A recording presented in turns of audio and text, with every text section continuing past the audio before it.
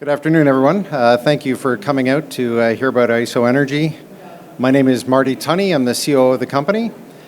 And as the tagline says, we're a leading diversified uranium company in Tier 1 jurisdictions.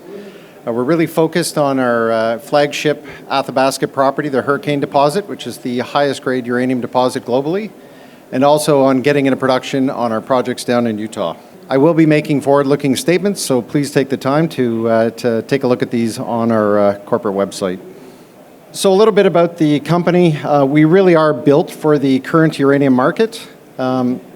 We've got projects diversified across multiple jurisdictions, and we're focused really on Tier 1 jurisdictions.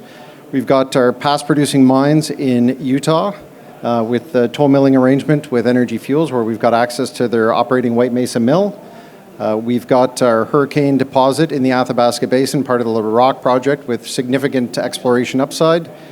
We've got projects in Quebec, including the highest grade uranium deposit globally outside of the Athabasca Basin, being Matoush. And then we've got the largest undeveloped uranium deposit in the United States in Virginia, Coles Hill. And then we've got a nice portfolio of projects in Australia across all development stages. We've also got a substantial mineral endowment. We've got about 200 million pounds of uranium resource in the indicated category and another 90 million pounds in the inferred. That includes historical resources. And so we'll be working in the next 12 months or so to bring those into the current category. We've got a focused production strategy. We're looking to be a multi-asset, multi-jurisdiction producer, starting with our projects down in Utah, which we're working towards a production decision. And we've got a proven leadership team. We've got a team that's got decades of experience in operations, exploration, development, and corporate M&A. Bit of a snapshot on the company. We've got about 180 million shares outstanding.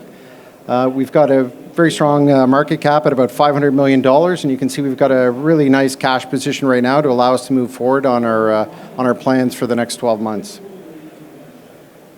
And you can also take a look. We've got a very strong shareholder base with with NextGen holding about 33% of the company, and then behind that we've got Energy Fuels at around 5%. We've got Sachem Cove and Mega Uranium each holding about 2.5% of the company. We're held in the ETFs, and we're pretty well held by a number of investment funds as well. We're very well covered by the brokerage firms out there, with target prices anywhere from roughly about $5 up to about $8, so lots of room to grow. People believing strongly in the company and our upside.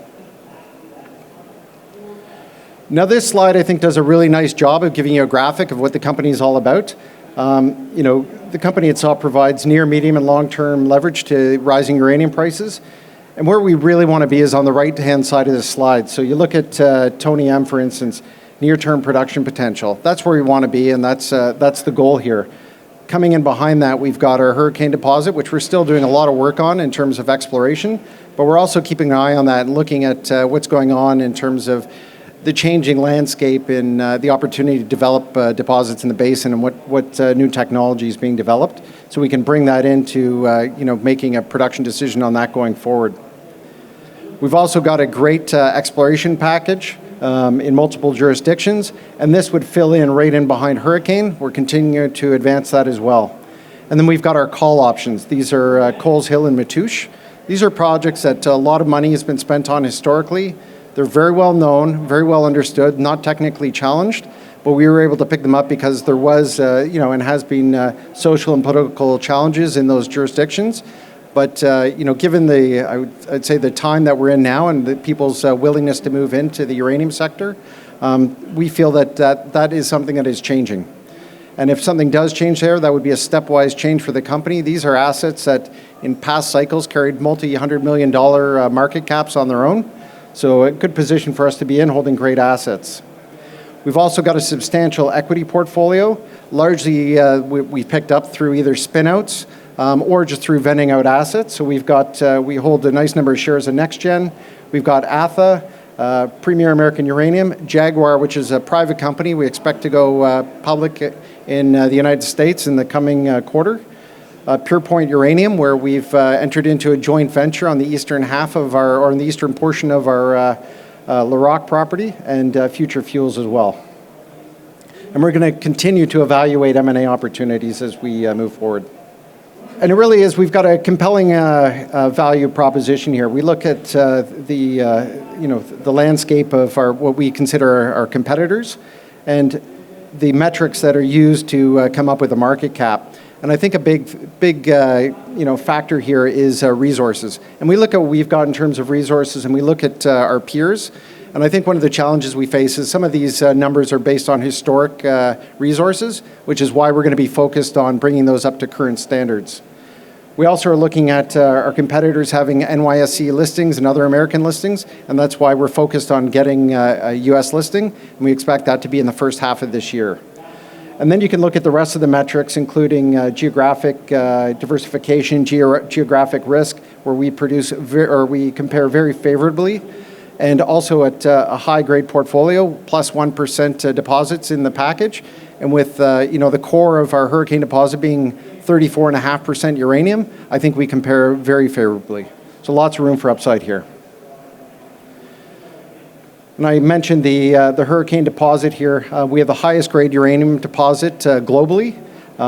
We've got very high grades, very thick deposit, very wide, so 12 meters, up to 12 meters thickness and 125 meters across, at a reasonable depth of about 325 meters, well within very good infrastructure. We're about 40 kilometers away from multiple mills. We're about 14 kilometers from paved highway and power. And as I said, there's a lot of innovative new methods for mining in the basin, so we're keeping an eye on those and considering which one of those we'd like to use to move forward here. And we border with the Dawn Lake joint venture, which some of you may be aware of, is a joint venture between Cameco and Orano.